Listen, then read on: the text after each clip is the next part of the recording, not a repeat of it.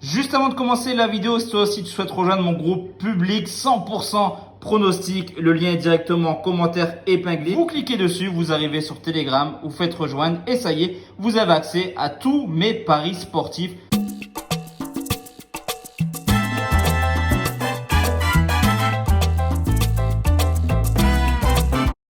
Yo la team, j'espère que vous allez bien, que vous avez passé une excellente journée. On se retrouve ce soir pour une nouvelle vidéo de pronostic sportif. Et c'est la dernière concernant les qualifications de l'Euro 2024. Dès demain, on reprend le petit train-train quotidien avec la Ligue 1, la Ligue 2, la Première Ligue, les top matchs comme depuis le début de saison. Et surtout ce week-end, le début de la Ligue des Champions. Clairement, la saison, elle va commencer dès la semaine prochaine officiellement. Tu l'as vu en introduction de la vidéo, j'ai un canal 100% Paris sportif et hier, on a fait une dinguerie sur mon site internet.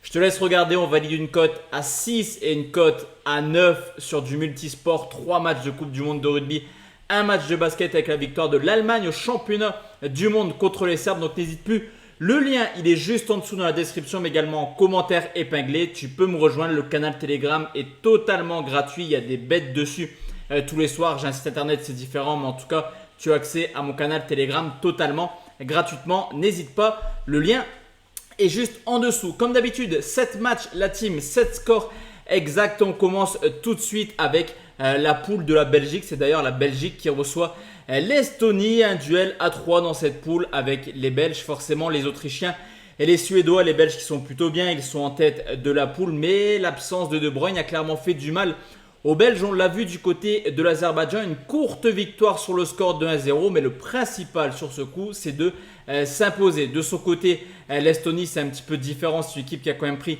quelques valises. Alors, il y a eu un petit match nul contre l'Azerbaïdjan là-bas, mais s'ensuit 2 défaites, 3-0 à domicile contre les Belges justement, 5-0 à domicile contre les Suédois. Et je me dis que l'occasion est beaucoup trop belle pour les Belges, car il y a un petit Suède-Autriche qui pourrait faire mal.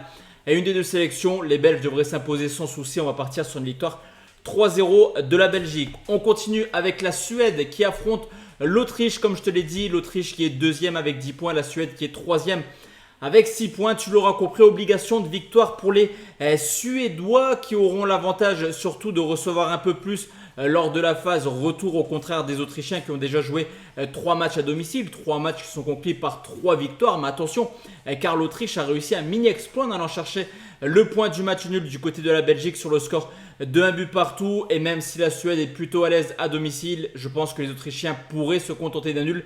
D'ailleurs, je pense c'est ce qu'ils vont venir chercher du côté de la Suède. Donc je vais partir là sur un match nul, 1 but partout, qui serait une énorme opportunité pour les Autrichiens. On enchaîne avec l'Israël qui joue contre la Biélorussie, direction la poule I, où là par contre on a un match également à 3, Suède, Autriche, Belgique dans l'autre poule, et cette fois-ci c'est Suisse-Roumanie, Israël. Les 3 sélections qui se tiennent en 3 points, c'est les Suisses qui ont la tête, les Roumains deuxième, les Israéliens troisième. Une équipe de l'Israël qui, mine de rien, a plutôt fait des belles performances contre les petites équipes, mais qui a manqué de points contre l'Équateur, que ce soit la Suisse ou la Roumanie. 2 matchs, un seul point pris pour les Israéliens. Donc là, il y a obligation de victoire clairement pour eux, parce qu'on le sait, ils ont du mal contre les Roumains et les Suisses. Pour la Biélorussie, c'est un peu compliqué cette campagne de qualification. Il y a eu une très belle victoire contre le Kosovo 2-1, mais là s'ensuit un match nul, un peu inquiétant quand même en Andorre sur le score 2-0-0, et on le sait, se déplacer en Israël, c'est jamais évident. Donc on va partir sur une victoire de l'Israël sur le score de 2-0. On reste dans cette poule et c'est la Roumanie qui reçoit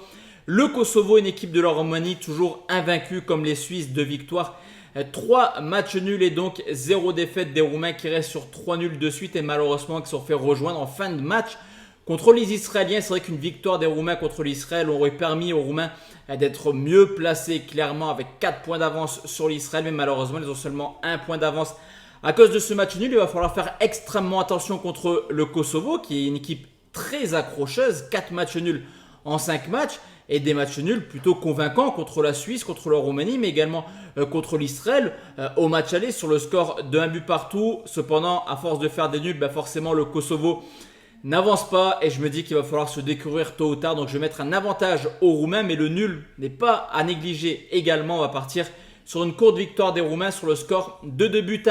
On enchaîne avec la Suisse qui joue Andorre. C'est toujours la même poule, le duel des extrêmes. Les Suisses en tête avec 11 points, Andorre dernier avec 2 points. Alors ce qui est plutôt valorisant du côté de l'Andorre, c'est que même s'il y a eu 3 défaites contre les Cadors, l'Israël, la Suisse et la Roumanie, c'est 3 défaites par un but d'écart, voire 2 contre la Roumanie. Donc c'est clairement pas une équipe qui prend des valises comme Saint-Marin. Cependant, les Suisses là aussi se sont fait rejoindre en fin de match contre le Kosovo. Il y a eu un nul également contre la Roumanie. Donc là, il faut gagner. Il faut absolument prendre les 3 points contre les Suisses. Et je me dis qu'à domicile, je ne vois pas comment ils pourraient perdre des points contre l'Andorre. Forcément, le but, c'est d'aller chercher le score exact. Ça va être compliqué, on le sait, les scores exacts, c'est toujours un peu compliqué à aller chercher. Mais on va partir sur une victoire des Suisses sur le score de 3 buts à 0. Et on va terminer cette vidéo tout simplement par la poule C, la poule de l'Angleterre qui est exempt sur cette journée.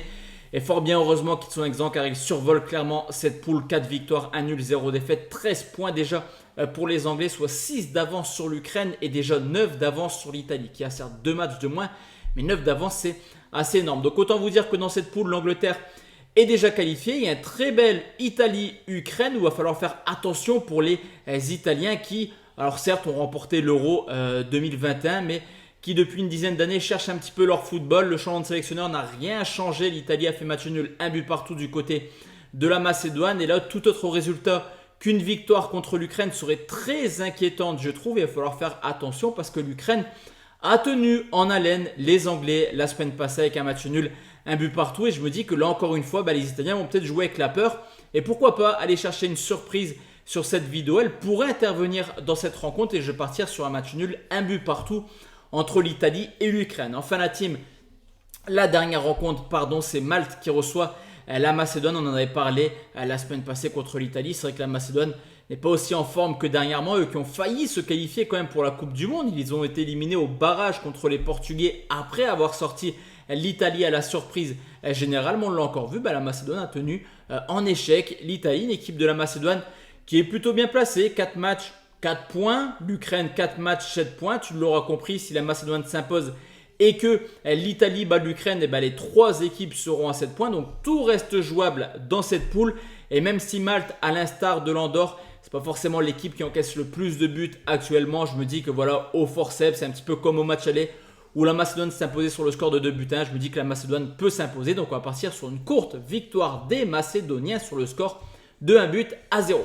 Donc voici la team, mes 7 pronostics concernant cette dernière journée des qualifications de l'Euro 2024. Il y aura un retour des qualifs sur le mois d'octobre et une dernière journée en novembre pour connaître l'intégralité des sélections qualifiées pour cet Euro. De notre côté, on se retrouve demain soir pour déjà parler Ligue 1 avec Lyon-Le Havre où Laurent Blanc a été licencié et surtout un Paris Saint-Germain-Nice. À quelques jours de la Ligue des Champions, on pourrait avoir une surprise au Parc des Princes. Excellente soirée à tous et à toutes, mesdames. À demain la team, ciao ciao et n'oubliez pas, si t'es encore là, le petit like super important et rejoins mon groupe Telegram également. Ciao la team, bonne